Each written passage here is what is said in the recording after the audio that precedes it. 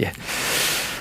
오늘 말씀의 제목은 모자람은 축복일 수 있습니다 라고 하는 제목입니다. 요한복음 2장 1절로 5절에 있는 말씀을 보겠습니다. 요한복음 2장 1절로 5절입니다.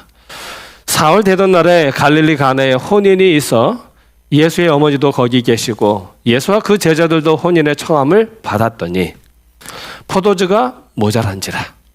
예수의 어머니가 예수에게 이르되 저희에게 포도주가 없다 하니 예수께서 가라사대 여자여 나와 무슨 상관이 있나이까 내 때가 아직 이르지 못하였나이다.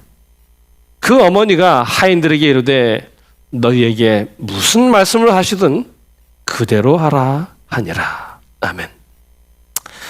요즘 삶이 힘드셨습니까? 요즘 삶이 좀 괴로우셨습니까? 왠지 삶에 만족이 좀 없으셨습니까? 채워질 듯 하면서도 채워지지 아니하는 그런 모자람 때문에 실망하고 좌절되는 삶을 혹시 살고는 계시지 않습니까? 오늘 그런 분들에게 오늘의 말씀이 위로가 되고 은혜가 되기를 간절히 바랍니다. 오늘의 말씀은 예수님께서 하신 이적 중에 첫 번째 이적입니다. 그리고 그 이야기에는 예수님이 기적에 관한 중요한 원리들이 나타납니다. 그 이적의 첫 번째 원리는 뭐냐 하면 모자람입니다. 모자람입니다. 다시 본문의 말씀을 보면 3절에 보면 포도주가 뭐한지라? 모자란지라. 포도주가 모자란지라. 모자람입니다. 결핍입니다. 부족함입니다. 예수님이 이적을 행하신 이유는 포도주가 모자랐기 때문이에요. 만약 포도주가 모자라지 않았더라면 예수님께서 이적을 행하셨을까요? 행하지 않으셨겠죠. 그러므로 예수님의 이적은 언제나 모자람에서 부족함에서 결핍에서 시작이 되어집니다. 5,000명을 먹이신 그 예수님의 기사도 보면 부족 때문입니다. 요한복음 6장 6절로 7절에 보면 이렇게 나와 있어요. 요한복음 6장 6절로 7절 빌립에게 이르시되 우리가 어디서 떡을 사서 이 사람들로 먹게 하겠느냐. 그랬더니 빌립이 대답하기를 어떻게 대답해요? 각 사람이 조금씩 받게 할지라도 얼마가 부족해요? 200데나리온의 떡이 부족하리이다. 부족입니다. 먹을 것이 모자라는 것입니다. 이 오병이의 시작도 부족함 때문에 시작이 되어진 사실을 기억하시기 바랍니다. 또 누가복음 5장 6절에 보면 이런 말씀이 있어요. 고기를 애운 것이 심이 많아 그물이 뭐해요? 찢어지는지라. 근데 이 이적의 시작도 사실은 모자람이에요. 이 제자들이 밤새도록 고기를 낚았는데 고기가 한 마리도 없었어요. 밤새도록 수고했지만 한 마리도 잡지 못했습니다. 얻은 것이 없었어요. 그래서 예수님께서 이 이적을 그들에게 또 베풀어 주셨던 것입니다. 이처럼 예수님의 이적은 다 부족함에서 모자람에서 결핍에서 시작이 되었습니다.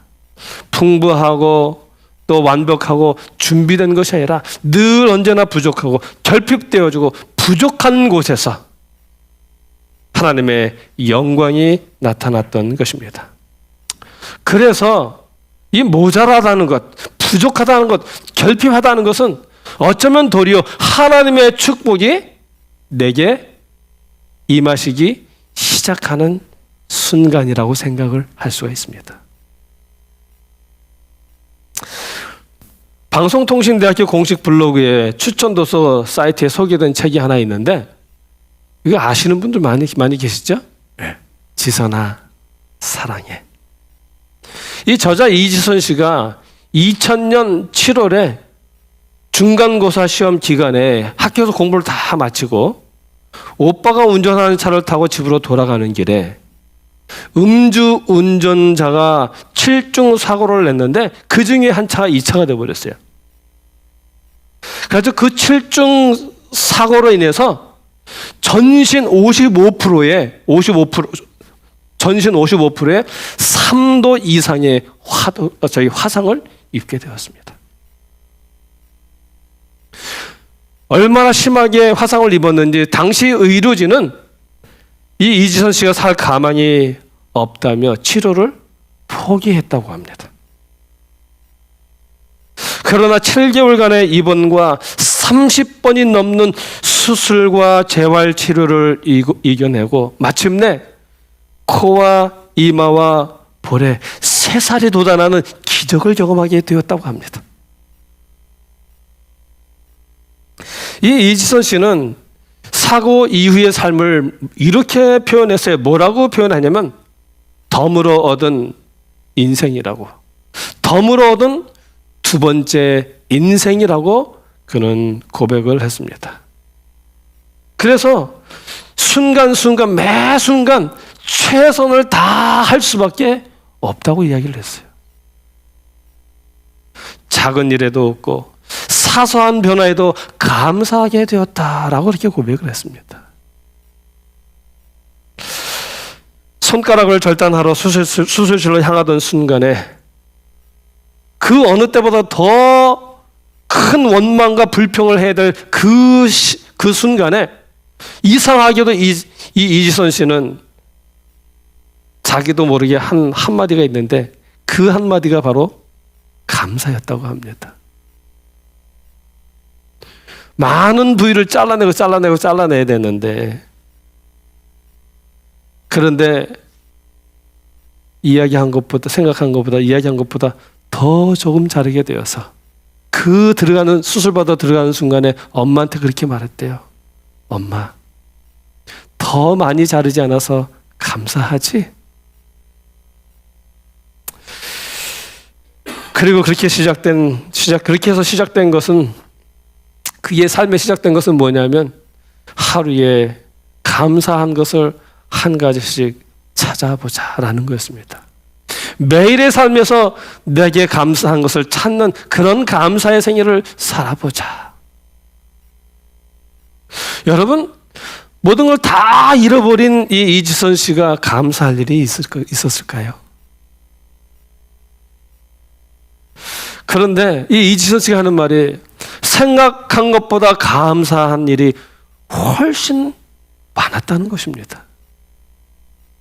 매일 새로운 감사를 떠올려야 되는데 때로는 그 감사한 것이 떠오르지 않을 때는 어떻게 했냐면 사고를 입지 않은 유일한 자기 몸의 그 부위를 생각하면서 다치지 않게 해주셔서 감사합니다라고 감사를 했다는 것입니다.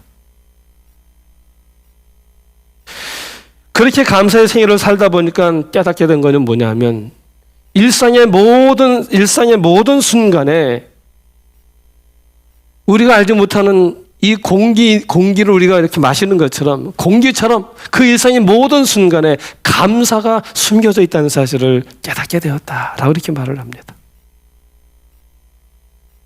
뿐만 아니라 몸의 많은 부위를 잃은 이후 우리 인체의 신비를 절실히 깨닫게 됐다고 그래요.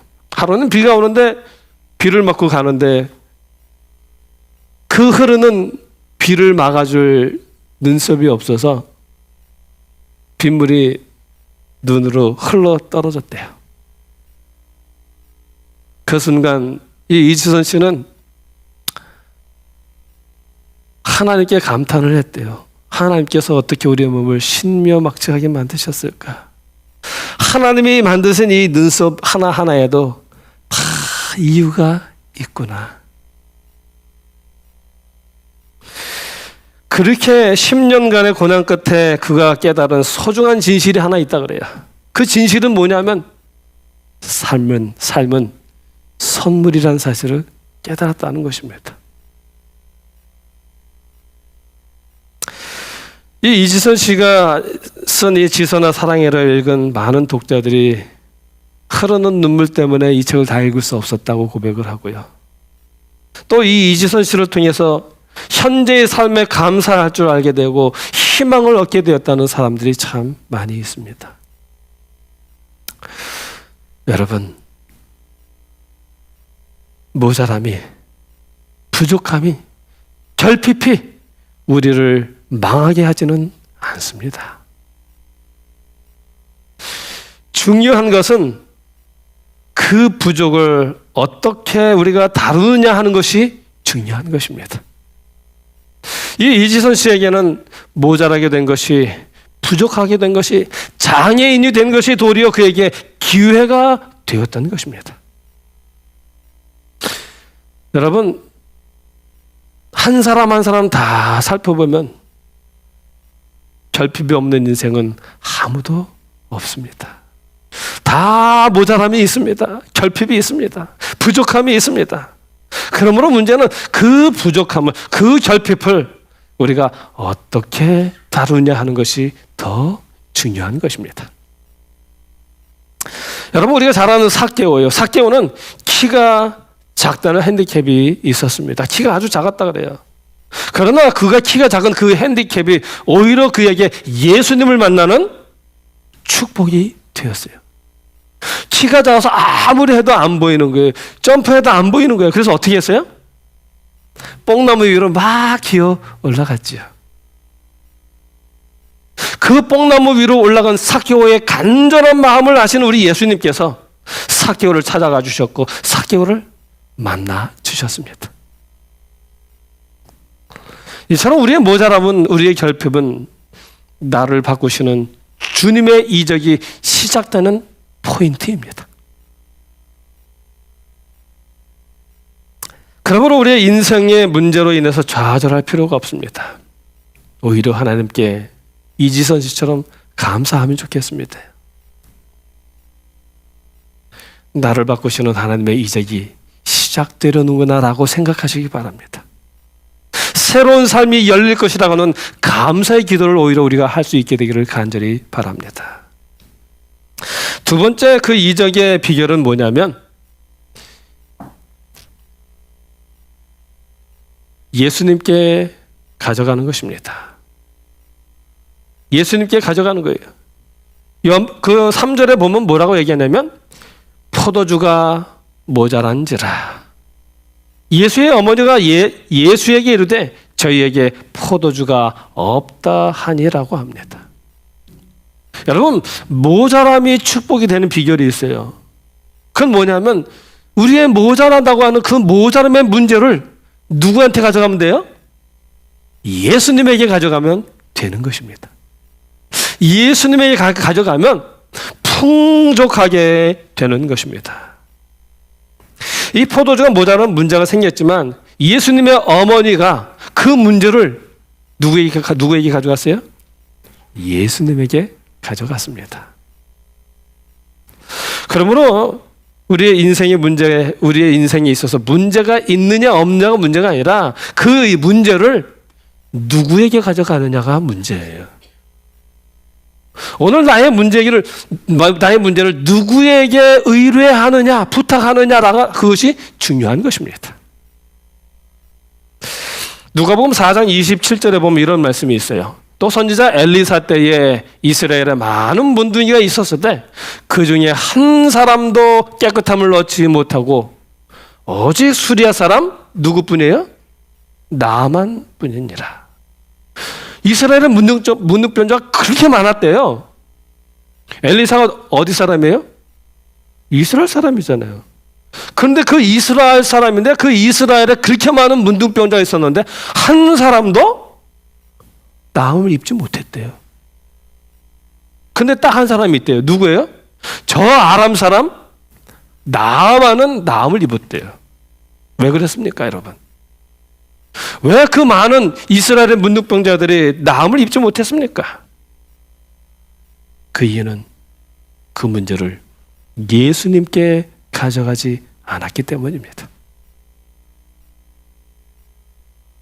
그러므로 오늘 우리의 삶에 있어서 가장 큰 문제는 뭐냐면 그 문제를 내가 예수님께 가져가느냐 가져가지 않느냐 하는 것이 더 큰 문제라는 사실을 기억하시기 바랍니다. 그 5천 명을 먹이신 그 기록에도 보면 요한복음 6장 9절인데요. 여기 한 아이가 있어 보리떡 5개와 물고기 2마리를 가졌나이다. 그러나 그것이 이 많은 사람에게 얼마나 되겠습니까? 이 예수님의 제자 안드레는 이것으로는 어림도 없습니다라고 말을 하고 있는 것입니다. 그러나 여러분, 이 어린 아이가 먹을 그 작은 보리떡 5개, 물고기 5마리가 예수님의 손에 올려졌더니 어떻게 되었습니까? 우리가 잘 아는 것처럼 5천 명을 먹이고도 12광주리가 남게 되었습니다. 또 예수님이 말씀하시죠. 마태복음 11장 28절에 말씀하십니다. 뭐라고 말씀하시냐면 수고하고 무거운 짐진 자들아 다 내게로 오라. 내가 너희를 쉬게 하리라. 그렇습니다.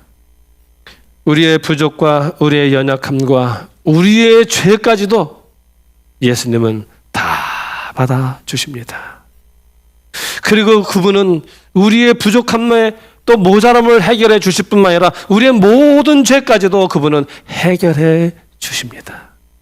그러므로 우리의 매일의 삶에서 하나님 만나기를 가장 갈망하시기를 간절히 바랍니다.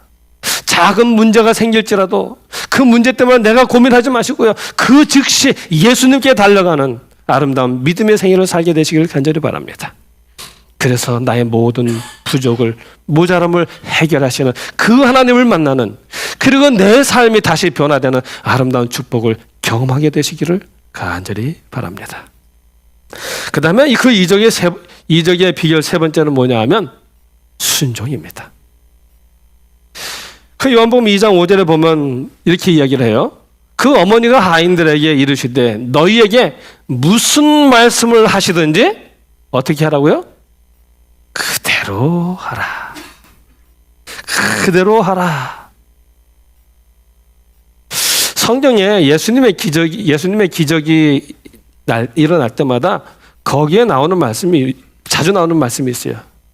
내 믿음대로 될지어다. 내 믿음대로 될지어다 라는 말씀이 참 많이 등장합니다.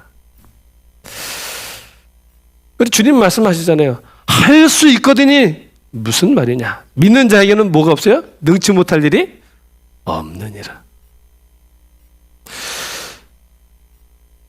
성경은 이야기합니다. 믿음은 바라는 것들의 실상이요 보지 못하는 것들의 증거라고요. 그러므로 예수님께 나아가는 자들은 무엇으로 나아가야 돼요? 믿음으로 나아가야 됩니다. 그래서 믿음이 없이는 하나님을 기쁘시게 할 수 없다라고 이야기를 합니다. 여러분, 예수님이 능력을 베풀지 않으시는 것은 능력이 없어서일까요? 무슨 이유일까요? 예수님이 능력을 베풀지 않으시는 것은 기적이 없어서가 아니라 우리에게 뭐가 없어서예요? 믿음이 없어서예요. 우리에게 믿음이 없어서 기적이 없는 것입니다. 그러므로 언제나 우리가 하나님의 말씀을 생각해야 됩니다. 왜냐하면 기적을 베푸는 것은 언제나 하나님의 말씀이기 때문에 그래요. 그래서 우리가 말씀을 묵상해야 되고요. 그래서 말씀대로 순종해야 하는 것입니다. 6절로 8절을 한번 볼까요? 6절로 8절에 보면 이런 말씀이 있어요. 거기 유대인의 결례를 따라 2-3통 드는 돌 항아리가 6이 놓였는지라. 예수께서 저희에게 이르시되 항아리에 물을 채우라 하신즉 아구까지 뭐 했어요? 채우니. 그 다음에 이제는 떠서 연회장에게 갖다 주라 하심에 갖다 주었더니 어떻게 됐어요? 물이 포도주가 되었습니다. 여러분, 여기 예수님이 6항아리에 아구까지 물을 채워라라고 했는데 그때의 이 종들이 예수님께 무슨 말을 했습니까? 성경에는 한마디도 기록되어 있지 않습니다. 아무 말 하지 아니하고 예수님께 그냥 순종했다라고 이야기를 하고 있습니다. 그 다음에 또 예수님이 떠서 갖다 주라 했어요. 그랬더니 여전히 종들이 아무 말도 하지 아니하고 갖다 줍니다. 여러분, 종들에게 예수님께서 물을 갖다 주라 할 때 뭐였어요? 여전히 물이었어요. 그러면 종들이 무슨 말을 할 수 있겠죠? 예수님, 지금 포도주가 모자라지 물이 모자라는 게 아닙니다라고 말할 수 있잖아요. 그리고 안 갈 수도 있어요. 근데 이 종들이 어떻게 했어요? 아무 말도 하지 아니하고 그것을 떠다 갖다 주었더니 이게 중요한 말이에요. 갖다 주었더니 물이 뭐가 됐어요? 포도주가 되었다는 것입니다. 순종해야 합니다. 순종해야 합니다. 그러면 이적이 일어납니다. 만약에 나아만 장군이 요단강에 7번 몸을 담그라고 하는 그 엘리사 선지자의 말에 순종하지 않았더라면 어떻게 되었을까요? 나음을 입지 못했겠죠. 문둥병이 낫는 이적이 일어날 수가 없었습니다. 또 만약 빌립이 보리떡 5개와 생선 2마리를 가지고만 오고 나눠주라는 예수님의 말씀에 순종하지 않았더라면, 에이 예수님, 이거 애들 겨우 배가 찰까 말까 하는데 이런 걸 갖다 주라뇨 하고 안 갖다 줬더라면 오병이의 이적은 없었습니다. 또 마리아가 예수님이 무엇을 명하든지 그대로 행하라는 믿음이 없었다면 물이 포도주로 변하는 일은 일어나지 않았을 것입니다. 만약 남에서 소종된 자가 실로암 못에 가서 씻으라는 예수님의 말씀에 순종하지 않았더라면요. 이 사람, 아니 내가 앞을 보지 못해서 고쳐달라고 했더니 무슨 눈에 진흙을 받으더니 가서 씻으라고 그래? 어떻게 가라고? 하면서 가지 않았더라면 어떻게 되겠습니까? 눈을 뜨는 일은 절대로 일어나지 않았을 것입니다. 성경에 보면 나와요. 예수님께서 눈에 그 진흙을 이게 바르시고 가서 실로암에 가서 씻으라라고 했었어요. 그래서 가서 씻음에 보게 된지라. 선지자 왕 243페이지에 보면 이런 말씀이 있어요. 선지자와 왕 243페이지에 보면 주께서 우리에게 할 일을 주실 때에 아무도 그 명령의 타당성이나 순종할 때 이르러 올 노력의 결과를 뭐 하지 말라고요? 묻지 말 것이다. 순종하라는 거예요. 이 종들처럼, 이 가나안 혼인잔치의 그 종들처럼 묻지 말고 그냥 순종하라는 거예요. 우리 모두가 순종하게 되기를 간절히 바랍니다. 여러분, 말씀을 듣는 건 왜 듣는 거예요? 순종하려고요. 그대로 하려고요. 근데 예수님의 문제는 가져갔는데 말씀하셨는데 말씀대로 안 하면 문제가 해결이 돼요? 안 돼요? 안 돼요. 그러므로 여러분, 예수님에게 문제를 가져가는 것도 중요하지만 그것보다 더 중요한 것은 그분의 말씀대로 순종하는 것, 행하는 것이 중요합니다. 그래서 야고보가 한 말이 이런 말이죠. 이런 말을 했잖아요. 행함이 없는 믿음은 죽은 믿음이라고요. 아무쪼록 저와 여러분이 이 순종함을 통하여 우리의 믿음을 증거하게 되기를 간절히 바랍니다. 자, 그런데 여러분, 이 순종하는 자들에게, 순종하는 자들만이 맛보는 특별한 축복이 있어요. 하나님은 축복하는 자들에게만 주시는 축복이 있다는 거예요. 그 축복이 뭘까요, 여러분? 7절로 9절을 한번 보겠습니다. 7절로 9절에 보면 읽었던 말씀이지만 다시 봐요. 예수께서 저희에게 이르시되 항아리에 물을 채우라 하신즉 아구까지 채우니 이제는 떠서 연회장에게 갖다 주라 하심에 갖다 주었더니 연회장은 물로 된 포도주를 맛보고 어디서 났는지 알지 못하되 누구는 알아요? 물도온 하인들은 알더라. 여러분, 이 연회장은요 전문가예요. 그래서 이 포도주 맛만 봐도 다 알아내는 사람이에요. 그런데 딱 그 맛을 봤는데 물로 가져왔는데 그 물로 된 포도주를 딱 마셨는데 어때요? 그 맛이 기가 막힌 거예요. 감탄을 한 것입니다. 그런데 여기 이야기해요. 그러나 그가 그 포도주가 어디서 났는지 알지 못하더라. 그런데 누구는 알았어요? 물도온 하인들은 알았다는 것입니다. 여기 하나님께 순종하는 사람들, 하나님 말씀에 순종하고 행하는 사람들에게 주시는 특별한 축복이 여기에 나타나 있는 것입니다. 순종하는 사람들만, 연회장도 알지 못하는 그 축복의 비밀을 그는 안 것입니다. 여러분, 그 가나의 혼인잔치에서 가장 축복받은 사람이 누굴까요? 신랑입니까? 신부입니까? 아니면 하객들입니까? 아니면 이 연회장입니까? 하인들입니다. 그 결혼식에서 가장 축복받은 사람은 바로 하인들이에요. 오늘 우리가 그렇게 하나님의 말씀에 순종하는 복된 사람들이 되기를 간절히 바랍니다. 그래서 그 누구도 알지 못하는 하나님의 신비를 보게 되는 아름다운 주의 참된 성도님들이 되시기를 간절히 바랍니다. 이제 말씀을 마치면서요, 우리의 삶에서 모자람 때문에 힘이 드시면 불평하지 마시고 하나님께 가져가시기 바랍니다. 하나님께서 우리의 삶을 축복의 삶으로 바꿔주시기 위한 하나님의 초청으로 생각하시기 바랍니다. 그 다음에 두 번째로 또 우리의 문제를 예수님께 가져가시기 바랍니다. 나의 문제로 인하여 힘들어하고 좌절하지 마시고요, 즉시 우리 예수님에게 그 문제를 가지고 달려가시기 바랍니다. 예수님의 손에 올려드리시기 바랍니다. 그 다음에 세 번째로 예수님께 그 손에 올려드렸을 뿐만 아니라 예수님께서 하시는 그 말씀에 순종하시기 바랍니다. 그래서 나의 모든 모자람을, 부족함을, 결핍을 풍족히 채우시는 하나님의 축복을 날마다 경험하게 되시기를 간절히 바랍니다.